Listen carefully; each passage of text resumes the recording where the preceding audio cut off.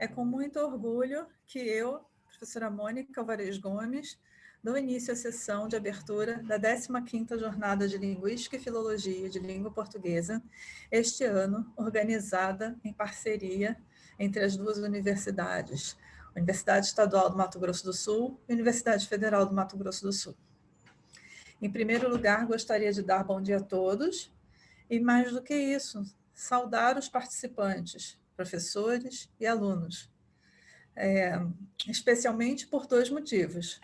Primeiro, por serem eles, professores e alunos, a razão deste encontro. E, além disso, por serem verdadeiros guerreiros aqui presentes em tempos tão difíceis, atravessando uma pandemia que já levou mais de 160 mil brasileiros. Gostaria de saudar especialmente o professor Dr. Nathaniel dos Santos Gomes, a quem em breve passarei a palavra, e que tão honrosamente trouxe para este momento uma fala sobre o querido professor José Pereira, o grande nome do Círculo Fluminense de Estudos Filológicos e Linguísticos, mas não esquecendo o homem e o professor. O Círculo, para os mais jovens, é um grupo que criou edições anuais de encontros na UERJ, Universidade Estadual do Rio de Janeiro. Os encontros anuais, encontros nacionais do Cifefil. E também que criou esta jornada. Então, este grupo é uma associação sólida, com 26 anos de idade, fundada, portanto, em 1994, que eu frequento já desde 1999, com uma vida intensa, com uma agenda plural e atual, e que recebe alunos e pesquisadores de todo o Brasil, criando esse espaço democrático de discussão de pesquisas. Essa jornada, no dia em que se comemora a língua portuguesa, é também um símbolo de uma resistência em que a área dos estudos humanísticos sofre mais duros golpes, e de nosso amor a essa língua, que, pelo menos do ponto de vista quantitativo, é mais nossa. Sem me estender mais, agradeço aos organizadores, professoras Vanderly e Dagmar, além do professor Nathaniel, e a todos os que estão aqui abrilhantando essa jornada. Passo a palavra, então, ao professor Dr. Nathaniel dos Santos Gomes, que dará início à palestra de abertura, intitulada José Pereira da Silva e seu legado para as letras. Muito obrigada. Professora Mônica, agradeço as palavras, a abertura do evento, agradeço a presença de todos aqui, pela colaboração também na organização do evento, aí a professora Vanderly, a professora Dagmar.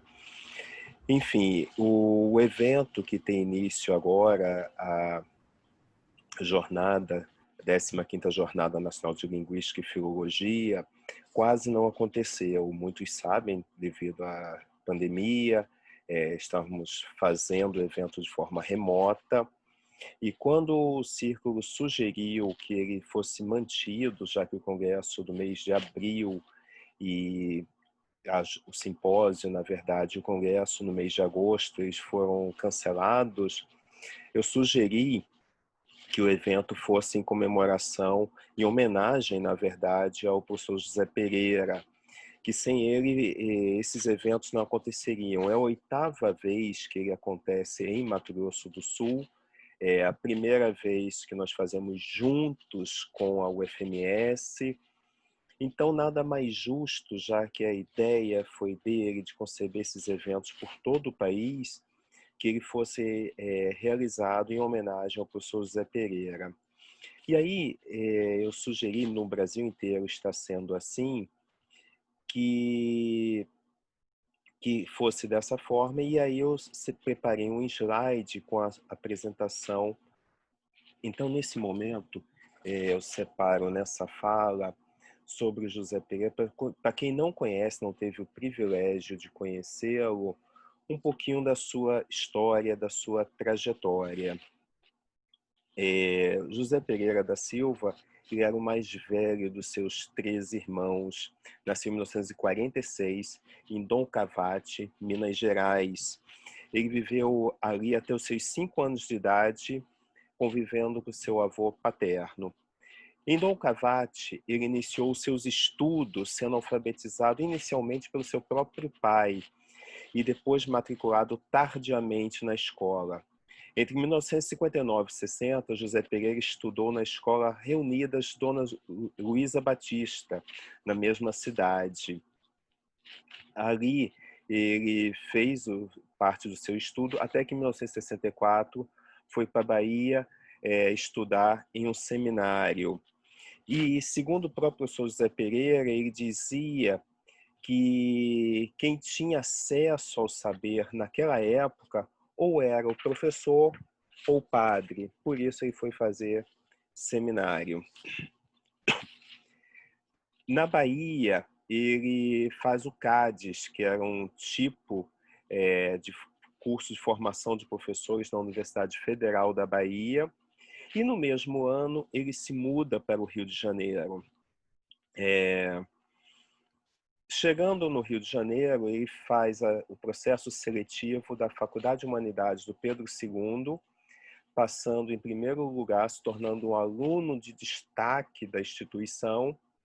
Posteriormente, em 1986, ele faz o seu mestrado e o doutorado logo em seguida na UFRJ, no curso extinto de Linguística e Filologia. Hoje é apenas de Linguística. Em 1994, que nós vamos conversar daqui a pouco, ele passa a participar do Círculo Fluminense de Estudos Filológicos e Linguísticos, e durante esse período ele começa a realizar uma série de eventos, de encontros e etc. Professor da Universidade do Estado do Rio de Janeiro, desde 1991, que ele se aposenta. Posteriormente, em 2011, por 12 anos, ele participou da Academia Brasileira de Filologia. Nessa academia que ele chegou a ser secretário e participou durante alguns anos. Infelizmente, esse ano de 2020, ele falece vítima da Covid-19. Por isso, como eu disse há pouco, o evento é em homenagem a ele. E diante disso, eu faço um recorte de alguns dos trabalhos que o professor José Pereira desenvolveu. Entre esses trabalhos, agora sim, entre seus trabalhos eu destaco 3 que eu acho que tem uma relevância maior no nosso caso. O primeiro que eu participei ativamente foi a edição crítica da obra de Alexandre Rodrigues Ferreira.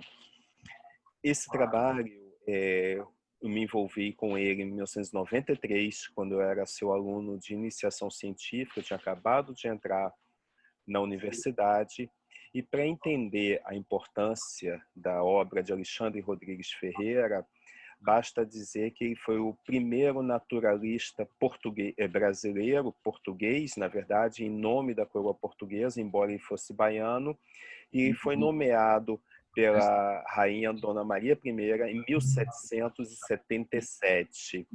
Então, o naturalista, grosso modo, poderíamos dizer que era o cientista da sua época. Ele foi, portanto, encarregado da expedição científica conhecida como Viagem Filosófica, que tinha o objetivo de delimitar, completar a demarcação dos limites entre as fronteiras do Brasil e de Portugal na América, já que era um medo da coroa portuguesa que essas regiões, essas localidades fossem assumidas pela Espanha. Então, basicamente, o seu trabalho era descrever todos os seres dos 3 reinos da natureza, mineral, animal e vegetal, passando pela região da Amazônia brasileira, bacia do Rio Paraguai, entre outros. E a expedição do Alexandre Rodrigues Ferreira, inclusive, passa pelo que seria hoje Mato Grosso do Sul, toda essa região.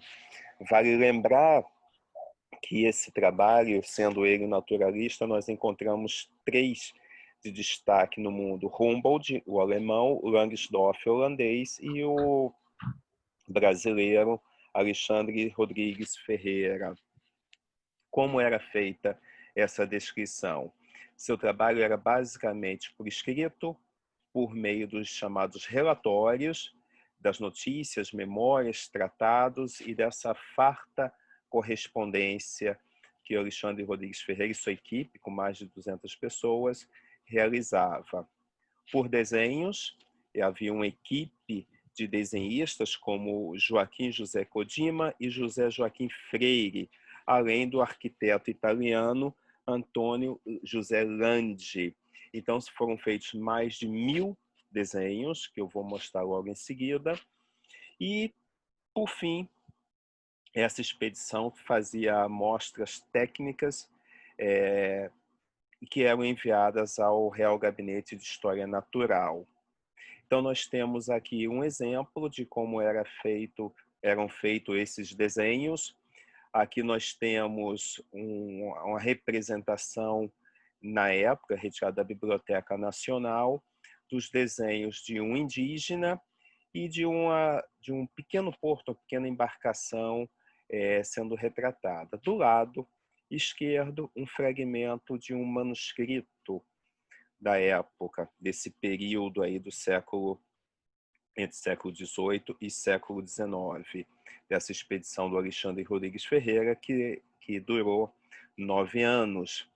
Em 93 eu tenho acesso a esses manuscritos e lembro do estado precário desses manuscritos, fossem do Instituto Histórico Geográfico no Rio de Janeiro, da Biblioteca Nacional, Arquivo Nacional, entre outras fontes. Então, o José Pereira, na época, levantou uma equipe para trabalhar com os manuscritos. Eu não conhecia nada de manuscritos, esse que aparece no slide é um exemplo de um manuscrito em excelente estado, coisa raríssima, encontrada na época. Então, trabalhávamos de máscara, com proteção, lidando com os fungos para coletar os dados.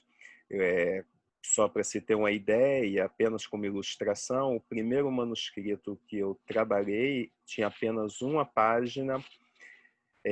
Para tentar transcrever essa página, eu levei umas 8 horas, porque é muito danificado, muito mofo, dificuldade de acesso.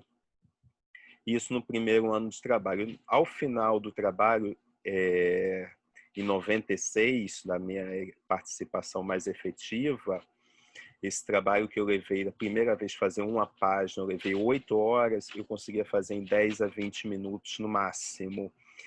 E aí eu me torno, literalmente, por causa desse investimento do professor José Pereira, um especialista em manuscritos, tendo ido trabalhar em outros lugares com manuscritos, na Biblioteca Nacional, Arquivo Nacional e alguns outros lugares pelo país afora.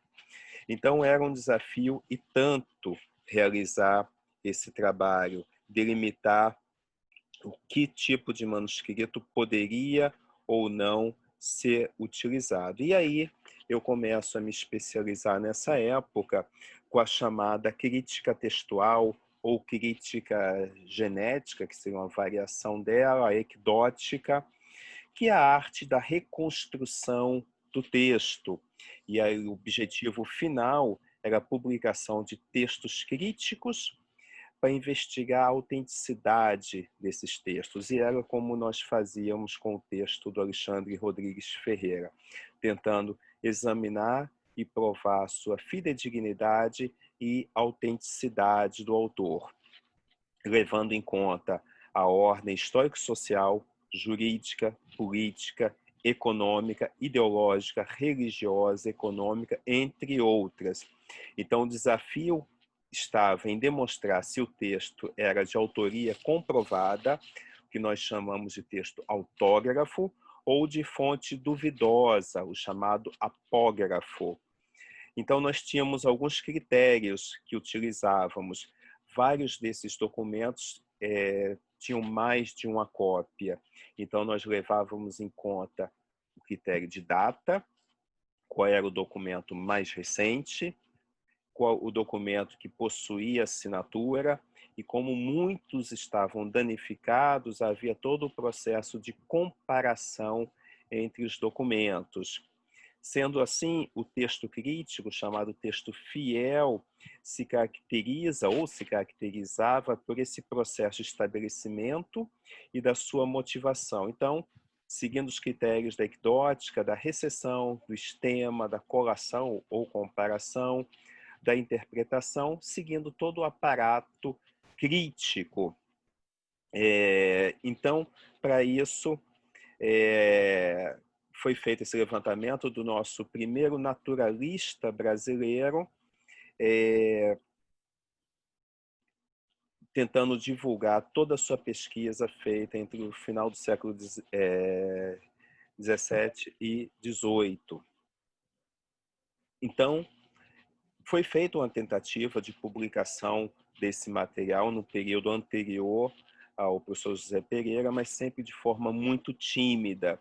Então, ele desenvolve esse trabalho a partir das suas pesquisas, do seu tempo de pesquisa na Universidade Estadual do Rio de Janeiro, do Estado do Rio de Janeiro, a UERJ, e delimita, portanto, esse texto seguindo os critérios da ecdótica, esse texto fidedigno. Então, ele tinha como base o texto exemplar, o texto base, seguindo os critérios da crítica textual, estabelecendo as suas cópias, fontes e variantes para chegar à edição final.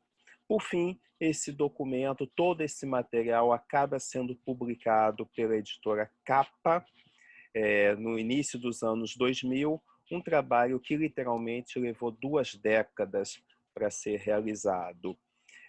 Lembrando, como eu comentei particularmente com algumas pessoas ontem, esse trabalho foi feito no período pré-internet. Portanto, lembro de pelo menos uma vez de ter ido a São Paulo, saía do Rio de Janeiro, pegava o ônibus, ia a São Paulo, na biblioteca Mário de Andrade, atrás de uma página de manuscrito, literalmente uma página. A biblioteca estava fechada, voltei para o Rio de Janeiro, então a gente perdia um tempo absurdo nessa época. A biblioteca estava fechada para obras, o setor estava fechado. Tempos depois eu volto, consigo o microfilme da obra, tem que retornar São Paulo meses depois para buscar o microfilme. Então, para uma página, às vezes levávamos meses para conseguir esse material. Hoje, com acesso à internet, é fácil encontrar tudo isso disponibilizado, com recurso para ampliar, diminuir a página, melhorar e tudo mais. Na época, não era esse o caso. Então, levantamento desse período do Alexandre Rodrigues Ferreira. O segundo projeto que eu também estive envolvido, não na mesma forma que a edição crítica do Alexandre Rodrigues Ferreira, foi o Dicionário Brasileiro de Fraseologia, também um projeto que surge a partir do projeto de mestrado e doutorado de Zé Pereira, que inicialmente foi orientado pelo Celso Cunha, mas devido ao seu afastamento, a substituição da orientação por questões de saúde do professor Celso Cunha, seu falecimento posteriormente, o trabalho seguiu outro caminho. Mas a ideia do dicionário de fraseologia era levantar um corpus, e aí eu digo entre aspas, bastante completo das expressões e frases feitas da língua portuguesa. Então, como base, o professor Zé Pereira pegou o tesouro da fraseologia brasileira do Antenor Nascentes e usou esse como modelo na organização dos dados. Então, criou-se um critério para a organização desse dicionário, usando tudo o que havia publicado até aquele momento sobre expressões idiomáticas da língua portuguesa. Então, basicamente, nós temos os seguintes critérios utilizados para a organização desse dicionário. São 5 critérios. Havendo substantivos ou palavras substantivadas, neles é feita a indicação. Segundo critério, segue-se em ordem de preferência verbo, adjetivo, pronome e advérbio. Existindo 2 palavras da mesma categoria, a primeira tem preferência. Quarto critério, os substantivos, pessoa e coisa, pronome alguém, Quando não são parte essencial da expressão, não se levam em conta, assim como os verbos auxiliares. Quinto e último critério, dentro do verbete, as expressões são colocadas em ordem alfabética, começando pelas que se iniciam pela palavra-chave. Entre parênteses, foi indicado a fonte de consulta e ou abonação apresentada. Então, vejamos um verbete selecionado. O verbete escolhido foi cão. Então, a partir disso, como o dicionário foi organizado? As opções de expressões idiomáticas encontradas. A cão mordido, todos chicoteiam. Vejam que o substantivo de destaque aparece como segundo elemento.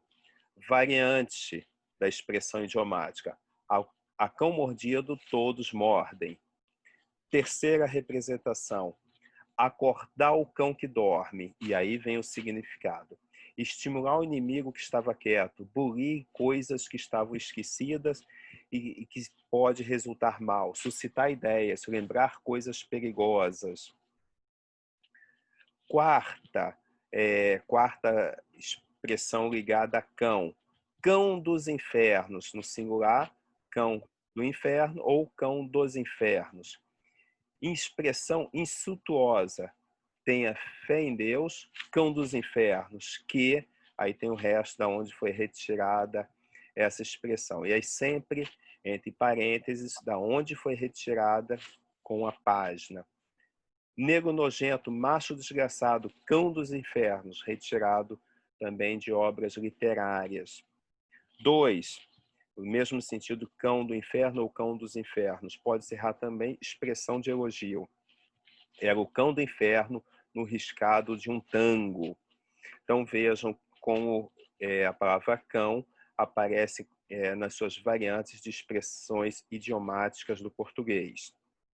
Outro mais conhecido, cão que ladra não morde, que significa pessoa que fala muito e ameaça não é capaz de fazer mal. Outra expressão ligada a cão. Cão que ladra, guarda-te dele. 7, com o cão nos coros. Com o maldito nos coros que o diabo nos coros. Possesso, muito irado, furioso, com maus instintos. Na literatura aparece da seguinte forma: parece que andava com o cão nos coros, ou esse moleque anda com o cão nos coros. Pelo menos 2 formas encontradas na literatura. 8, como o cão. Essa expressão comparativa de sentido desagradável. Exemplo, feio como cão. 9, de cão. Ou seja, desagradável, infeliz, horrível, triste, intolerável. Exemplo retirado da literatura. Passaram a noite de cão. Isso não é vida de cão. 2 exemplos. Enquanto o cão esfrega os olhos, em poucos instantes, no ápice. Então, uma expressão que designa essa coisa que acontece muito rapidamente. Quando menos se espera. Exemplo retirado de obras literárias. Se fizesse força, o veneno ganhava o sangue, enquanto o cão esfregava um olho. Entre o cão e o lobo, a boca da noite ao lusco-fusco, no crepúsculo. Com um entendimento pouco claro, um tanto toldado. Exemplo retirado da literatura. E às horas do meio-dia, andar entre o cão e o lobo. Retirado de Samiranda. Fugir de alguém como de um cão danado. Ou seja, evitar essa pessoa de todos os modos possíveis. Toda a gente tem medo de ser mordida por cão danado. Para terminar, levar vida de cão, ou seja, levar vida trabalhosa e miserável. Mal ladra o cão quando ladra de medo. Morrer como cão, morrer desprezado, abandonado de todos. Nem os cães o querem, é a expressão que significa alguém ou alguma coisa que não presta para nada. O cão e o menino só vão aonde lhe faz mimo. Então, diante desses casos, nós temos como era feito a proposta. Faltou mais um slide. Como é a proposta do dicionário. Onde o cão perdeu as esporas, ou a espora, lugar distante, que a gente tem equivalente, onde Judas perdeu as botas. Lugar distante, de difícil acesso, atrasado, sem atrativo. Exemplo retirado da literatura, essa terra é a terra onde o cão perdeu a espora. Preso por ter cão, preso por não ter, ou seja, culpado de qualquer modo por fazer uma coisa e por não poder fazê-la, ou seja, está sob domínio do arbítrio. Quando se amarram cães com linguiça, quem com os cães se deita, com pulgas se levanta. Ser como cão com gato, pessoas que estão sempre brigando entre si.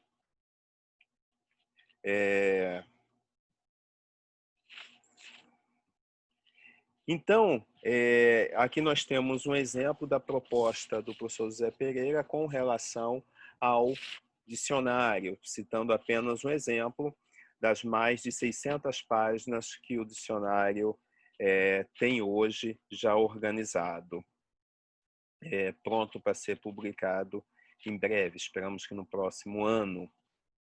E, por fim, a terceira área de atuação do professor José Pereira, que eu destaco, foi na criação do Círculo Fluminense de Estudos Filológicos e Linguísticos em 1994, como disse a professora Mônica, há 26 anos. A motivação da criação do círculo foi porque o curso de Filologia Românica e Linguística foi fechado na UFRJ, sendo criado o curso de Linguística especificamente. Então, havia um grupo de amantes da filologia, entre eles o professor Emanuel, o professor Álvaro, o professor Rui e o professor José Pereira, que se reúnem para fazer um grupo para difundir o saber filológico e o saber linguístico, essa área, essa especialidade. E, a partir disso, cria-se a revista Filólogos, que ela era feita de forma bastante artesanal, mas nesses anos ela sempre circulou de forma quadrimestral, sem atraso e, pelo menos, sem contar as edições especiais, 3 edições anuais. Não houve uma vez que houvesse um atraso que não fosse de uma semana na publicação desse material, salvo as edições especiais que traziam textos dos eventos que às vezes demoravam um pouquinho mais, mas sempre com a periodicidade mantida. Então, o professor José Pereira cria o Círculo Fluminense, ajuda a criar o Círculo, realizando eventos, inclusive o primeiro congresso realizado em 1997 na Universidade do Estado do Rio de Janeiro, no campus São Gonçalo, Faculdade de Formação de Professores, em 1997. A partir daí, em 98, passam a ser promovidos outros eventos, como a Jornada Nacional de Filologia. Então, durante esses 26 anos, foram 21 congressos nacionais, 2 congressos internacionais, 2 jornadas nacionais, 8 semanas nacionais de estudos filológicos e linguísticos e, além disso, Semana de Estudos Nacional de Filologia e já 15 jornadas nacionais como essa que nós estamos participando. 8 delas eu tive o prazer de trazer para Mato Grosso do Sul, na UEMS, essa em parceria com a FMS. Então, essa surgiu como homenagem, desde 2016, como homenagem ao Dia Nacional da Língua Portuguesa. Eu encerro com essa foto do professor José Pereira, quando ele nos visitou pela última vez no campus da UEMS, Campo Grande, no nosso auditório e fazendo a sua fala. Então, claramente, o professor José Pereira nos deixa um legado com a sua generosidade, abrindo caminho para o surgimento de novos pesquisadores, estudiosos que estavam começando e que nem sempre tinham espaço para a divulgação dos seus trabalhos. A popularização da revista Philologos, por exemplo, representou fortalecimento e incentivo à pesquisa, desenvolvido em instituições de todo o país. José Pereira também gostava de estar presente nos diversos eventos de filologia, em congressos, em jornadas em rede, que puderam contar com suas visitas em inúmeras instituições, como a UEMS, que foi muito beneficiada com seu saber. Além de trabalhos como a organização da obra do naturalista brasileiro Alexandre Rodrigues Ferreira, com a coleta de seus manuscritos nas mais variadas bibliotecas do país, e o Dicionário Brasileiro de Fraseologia, que ainda aguarda a publicação da versão final, todo esse material servirá de referência inédita para os interessados em expressões idiomáticas. Além disso, o legado acadêmico de José Pereira foi de formar um grupo enorme de novos pesquisadores que seguiram seus passos em diversas universidades em todo o país, porque foram acolhidos, estimulados a dar o melhor de si e desafiados a pesquisar, apesar das diversidades. Ao mesmo tempo, sua preocupação com a produção de obras de referência, como as citadas acima, ofereceu uma fonte rica de pesquisas, tendo como base os levantamentos e a organização de dados que realizou tanto na edição crítica de Alexandre Rodrigues Ferreira, como no Dicionário Brasileiro de Fraseologia. Com isso, seu trabalho permanece vivo, tanto por meio de pesquisadores formados, quanto pelos frutos que seu trabalho já deixou e continuará deixando. A proposta, portanto, foi apenas apresentar alguns trabalhos de José Pereira como uma singela homenagem de um de seus orientandos.